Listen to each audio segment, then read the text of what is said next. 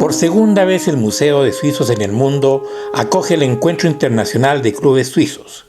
Destaca la presencia de asociaciones de América del Sur. ¿Cuál es la temática de este segundo encuentro? C'est très festif parce que nous avons le 1er août le soir et après c'est en fait 2 jours de travail qui s'occupent surtout de la tradition et comment il y a une sorte de filiation de la tradition. Donc comment peut-on la sauvegarder quand on vit dans des pays comme par exemple la Nueva Helvetia ou... ¿A quién se dirige estos encuentros?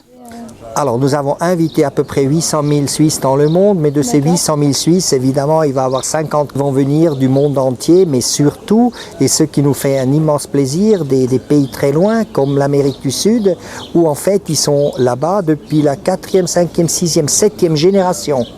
¿Por qué el tema de la tradición? Il y a 20, 30 ans, la tradition, c'était pas du tout dans le vent. Tout le monde disait c'est nul, les traditions, le yodel, c'est n'importe quoi, les montagnes, il faut les aplatir. Donc en fait, et puis après ça s'est ouvert, ça a explosé avec l'internet et tout ça. Et aujourd'hui, en fait, tout d'un coup, les gens qui avant disaient que la tradition est nulle, maintenant disent que ah oui, mais j'adore la tradition et qu'est-ce que c'était mes parents, mes grands-parents, pourquoi ils ont fait comme ça?